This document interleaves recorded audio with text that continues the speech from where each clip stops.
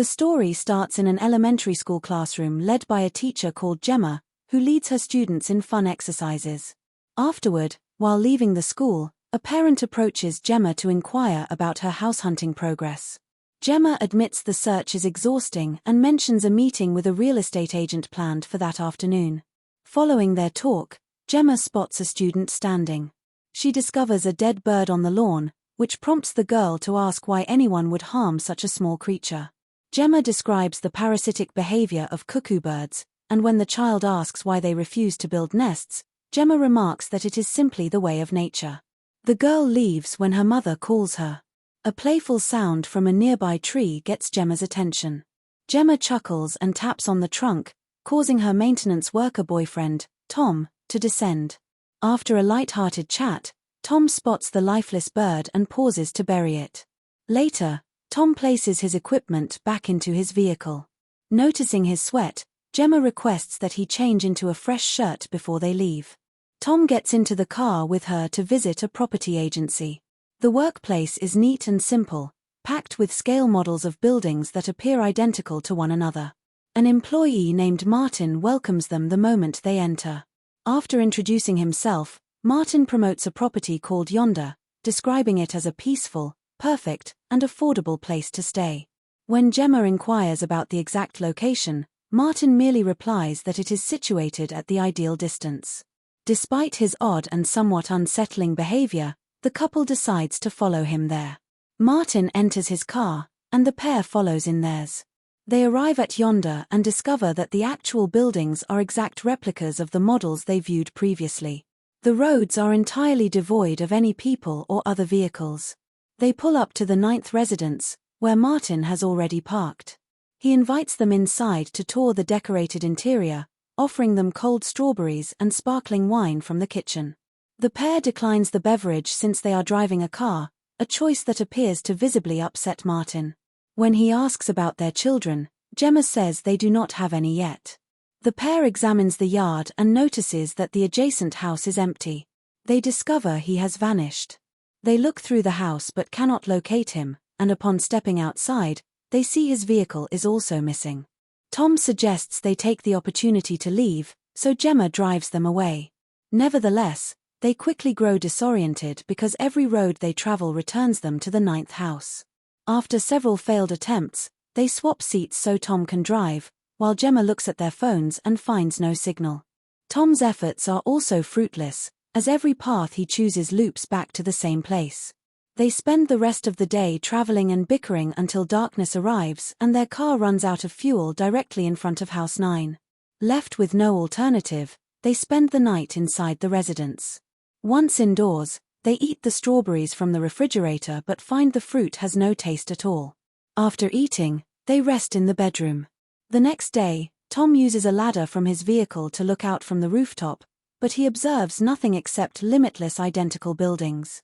After descending, Tom suggests they travel on foot in the direction of the sun. They spend the day scaling fences and crossing yards despite their fatigue. They walk until nightfall, eventually discovering a house with the interior lights on. Inside, they find the remains of their meal from the previous night.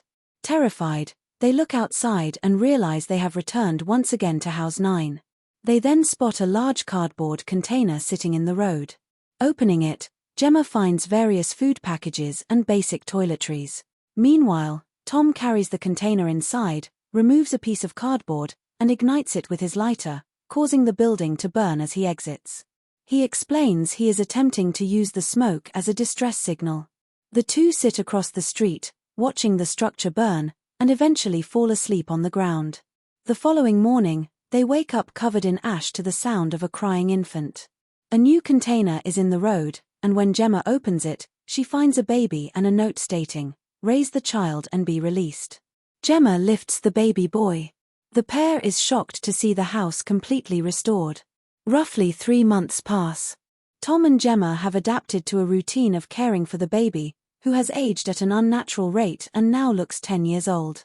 One morning, the youth stands quietly by their bed, waiting for them to wake. When they do, he begins mimicking their actions and echoing their past arguments in their own voices. The boy plays erratically for a moment before screaming. Familiar with the routine, Gemma and Tom rush to prepare his breakfast. The boy only ceases screaming once the meal is provided. After the meal, Tom throws away unwanted items in the container and places it outside. While the boy gazes at the container, Tom and Gemma sit in the yard with a spade. Feeling uncomfortable about the youth's actions, Gemma goes indoors for coffee. Outside, Tom finishes a cigarette and flicks the end at the boy. It strikes him and hits the ground, immediately scorching a perfect hole in the lawn. Seeing this, Tom uses the spade to inspect the area and discovers unusual synthetic material beneath the grass. Gemma assists for a while but eventually stops, believing it is useless. She notices the delivery container has disappeared from the road. She asks the boy if he moved it, but he denies doing so. That night, Gemma waits in bed for Tom. She asks why he is so preoccupied with the pit, and he says he believes it will provide a path to freedom. After he washes up, they try to find intimacy with each other. The next day starts the same way, with Tom returning to the pit immediately. After dark, Tom finds Gemma sitting in their broken-down car and joins her. They enjoy the car because it still retains the scent of the real world, unlike the residence. While they converse, Tom accidentally strikes the dash and the radio activates. They step out to dance. Hearing the audio, the boy comes outside and attempts to join them. During this, he accidentally pushes Tom over, causing Tom to respond with anger. Tom goes back inside while Gemma checks on the youth, who stands up and begins walking silently down the street. Later, Gemma puts the youth to bed and asks him to value their privacy, though he does not seem to grasp the concept. When he refers to her as mother while saying goodnight, she repeats that she is not his mother and exits. The youth immediately begins screaming, causing Gemma to return to ask what he requires. When told to be silent, he begins speaking in Tom's voice, which disturbs Gemma so much that she flees the room. She goes to bed with Tom for support, but he brushes her off because he is exhausted. Time goes by as the three stay trapped in their cycle. The pit becomes very deep, and Tom continues because he detects odd sounds coming from the earth. He eventually understands that the noises correspond with the transmissions on the television the boy views. They attempt to remove the television, but the youth reclaims the remote and activates it again. Having no other choice, they surrender and go to sleep. After more difficult days, Tom finally loses his patience one morning. He hurls the boy's meal against the wall, seizes the shouting youth, and shuts him inside the vehicle to deprive him of food. Gemma feels guilty and asks for the keys, but Tom prevents her, saying they are not obligated to care for him and that the child's distress might force their captors to appear. Gemma pulls away and asks what occurs if no one arrives. Tom claims the entity is not human and that its passing might be their only escape. Unable to allow the boy to die, Gemma takes the keys and releases him. The boy follows her after she vows to protect him. One morning, Gemma goes to wake the youth but finds him missing. She asks Tom, who is indifferent and continues digging. Gemma searches the neighborhood, but the repeating roads return her to House 9, where she finds the boy near the pit with a book. The book contains odd symbols and illustrations of television signals, a human residence, and the biology of beings with large throat sacs. While Tom digs, Gemma asks the boy where he went. He claims he was completing a puzzle and says he discovered a lot. When asked if he encountered anyone else, he confirms it but says he is forbidden from identifying them. Gemma tries a different tactic to get information. She deactivates the television and asks him to play a game. She has him mimic her, then Tom, and then a creature, which he performs perfectly. But when she asks him to mimic the individual he met, he frightens her by producing the television sounds and making his throat expand. Terrified, she flees while the boy calls her mother. She informs him again that she is not his mother and only wants to return home, but he claims she is already there. More time passes. The boy has matured into a young man who resembles Martin. Gemma provides him with food and allows him to eat in silence. She carries food to the bedroom where she and Tom stay to avoid the young man. The next day, Tom's excavation uncovers a person contained inside a vacuum-sealed sack. Terrified, Tom crawls out, unable to catch his breath, and faints. Gemma finds him and tries to bring him inside, but the entrance is locked. She sees the young man inside viewing the television, ignoring her as she pleads to be let in. They are forced to spend the night in the vehicle. The next day, Tom's condition is much worse. Gemma begs the young man for medical assistance when he finally opens the door. The boy only states it is time for Tom's release and leaves.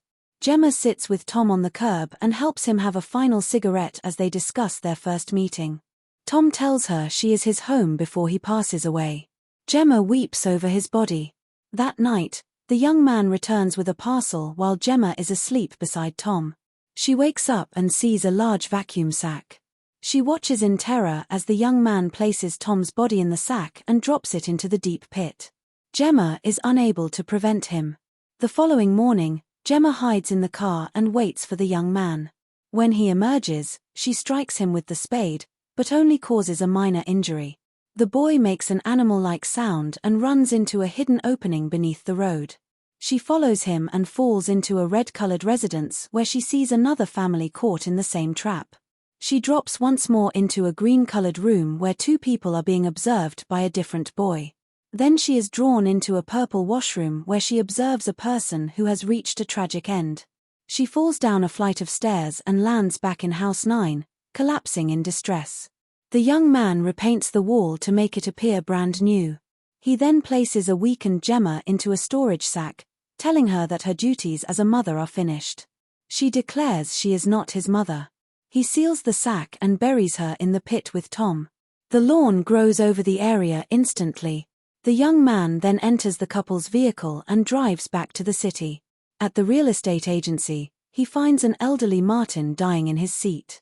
Martin hands him his identification badge and passes away.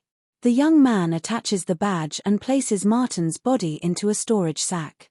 He stores the remains in a cabinet and assumes his position at the counter, anticipating the arrival of the next visitors. Please like and subscribe.